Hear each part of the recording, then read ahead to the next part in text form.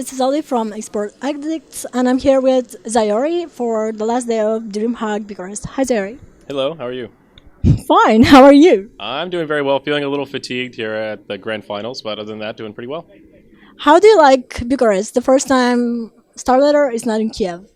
It's pretty good. Unfortunately, when we're at these kind of events, we don't really get much time to tour around the city or do much outside of Dota and event-related stuff. We also have a lot of contacts that we don't get to see too often in Europe, so usually our free time is jam-packed with meetings and networking and various other things. So it's been great so far. Everyone's been very friendly. The taxis have been easy to use to get around, so I can't complain too much.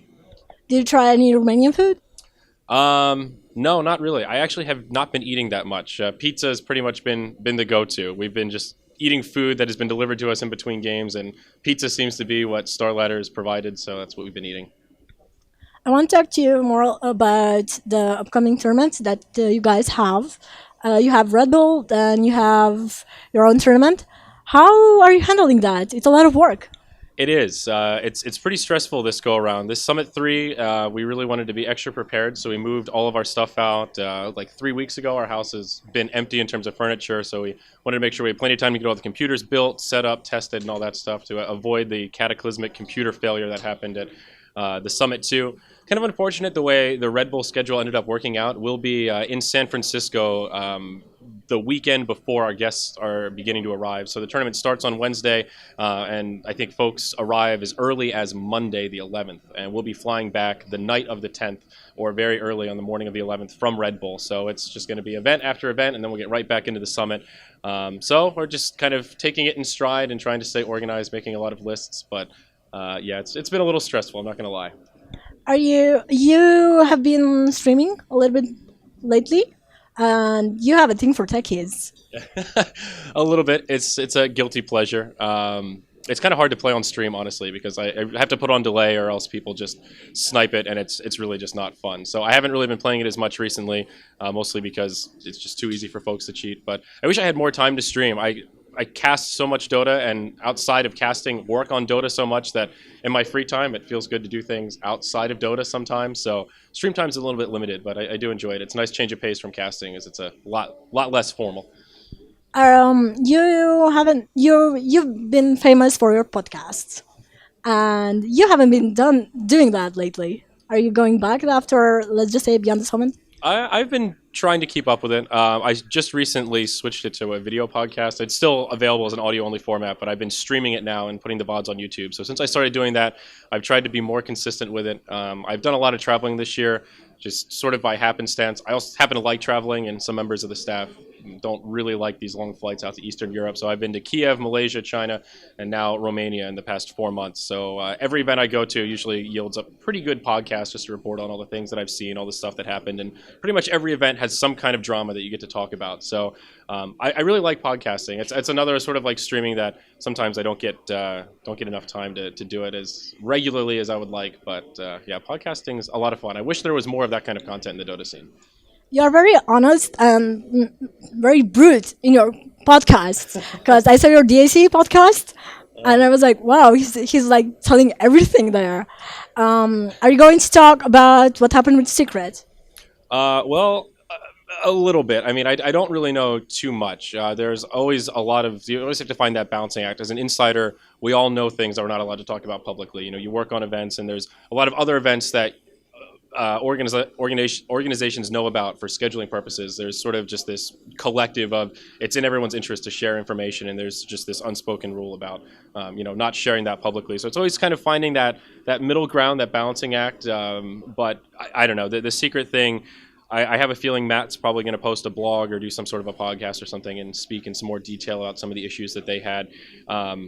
I don't know. I think that whole thing's a little bit overblown. I don't even think what he posted was really that incendiary. More so the timing of it was just particularly poor, and also the nature of IG having travel issues and being troopers about it, showing up at the venue right off the airplane, playing their series, and then winning 2-0, the natural comparison that everyone makes. So that, I think, added to the Reddit shitstorm of the saltiness. And I don't know. We'll see. I think that one might kind of play itself out on its own. Okay. I have like personal question. Sure. What's your favorite color? My favorite color? Pink, actually. Like pink? Wow. Is that something to do with... Oh, that's so cute. Cherry blossom. Yeah, it's you know shades of pink. That's really nice. Um, I just have a few more questions. What are your goals for this year? You've been one of the casters that has grown a lot in the past year.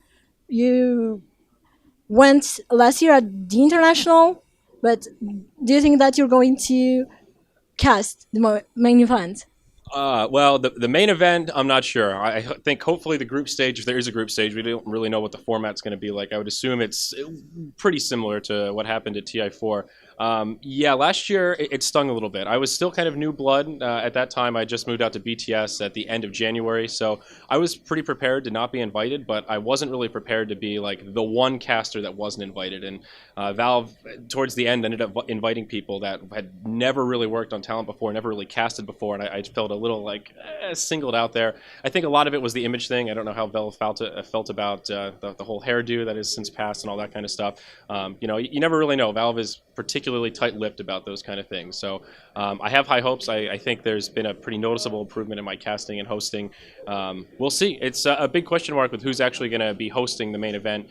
James was pretty loud after TI4 about not really having an interest in doing that kind of a stiff panel and wanting to do something a little more interactive and casual. And also with Red Eye parting ways with ESL, I don't know where that puts him. So I see that slot is potentially up for grabs, and that would probably be the biggest honor I could hope for coming up this year. But outside of that, we'll see. We're just constantly busy and always casting events and running around doing things. So hopefully we can find a little more balance. That was the big goal at BTS in 2015, is to have a little more balance between our work and personal lives. And so far, I think we've been failing on that front pretty hard because it's been nonstop work for the first half of the year so far. You've been doing interviews, casting, going to panels. Which do you prefer the most? I definitely like doing the mix. I used to do this kind of thing like you're doing here, just go to events, sometimes on my own dime, sometimes at the behest of other organizations.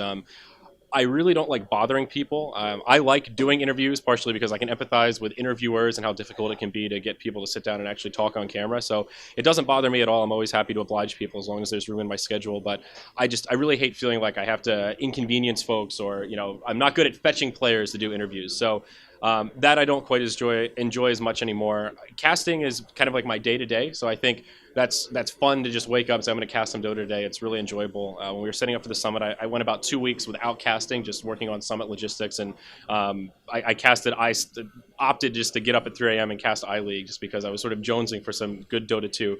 But I really enjoy hosting. I think it's definitely my favorite of the roles. The issue is that there just aren't enough jobs to do that full time. You can't really be an exclusive event host because there just aren't enough events, and the nature of how the organizations break down is depending on which organization does which event.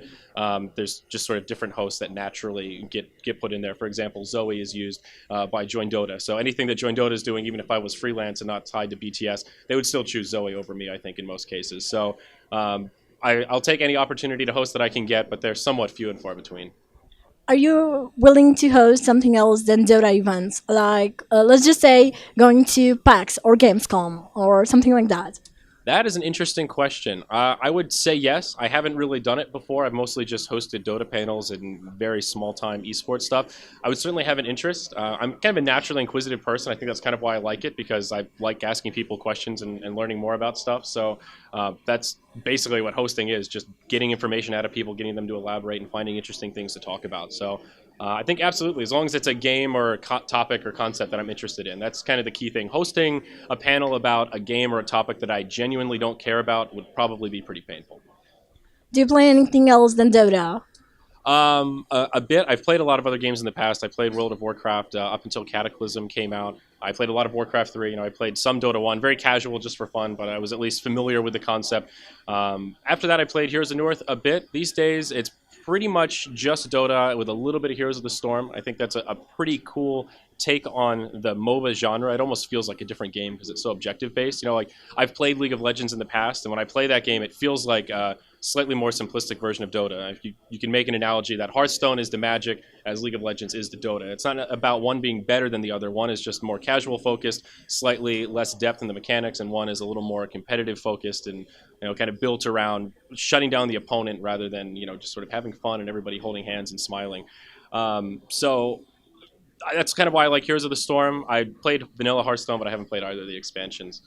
These days, when I'm not doing Dota stuff, I just need to get off the computer. That's really what it comes down to. Have you played recently? Have you played Starcraft? You are interested in the Starcraft scene. I actually started in esports because of Starcraft. Starcraft 2 was the game that I discovered Team Liquid through, and that was my entry, like that esports was even a thing, you know, competitive video games where people were doing broadcasting and self-producing videos. I enjoyed Starcraft 2 a lot. I owned Brood War when I was younger, but had no idea the competitive scene was a total casual. I was pretty young, you know, I was really terrible at RTS games.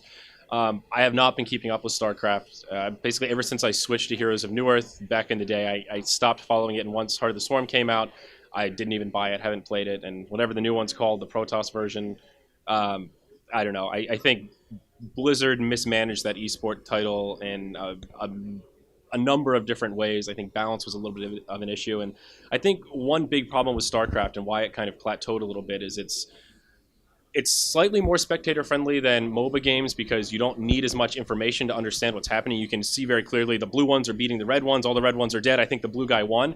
But at the very high level in the upper echelon, the skill difference doesn't really translate onto the field. When you see a player going crazy at 300 APM, it kind of looks the same from a spectator. In Dota, and I guess League of Legends, all the other MOBA games, I feel like you can really see those big plays. And when you have top quality casters that can really break down the game, once you have that basic understanding of the spells and the heroes, you can really see the intensity and nature of the team dynamic. I think that's also part of it. Team games tend to be just a little more interesting than 1v1 games, partially because of the drama, but I think it's also just more interesting to watch. Dota announced the majors. What's your opinion on that? That was kind of the scuttlebutt at DAC. There were a lot of folks there talking about the idea of adopting a major system, sort of like Counter-Strike. I think it can be really good. The lack of details makes me a little bit nervous. I think conceptually it could be really awesome, but it's all about execution. It's all about where they choose to do the events and who they choose to organize the events. I think it's pretty obvious that Perfect World will get one of them. There will be one in China. They're a publisher for Valve. It's a huge region in terms of Dota. The international will be the big one. The other two, big question marks. And I think once we have more information, we'll be able to talk a little more adequately about the major system and some of the faux pas.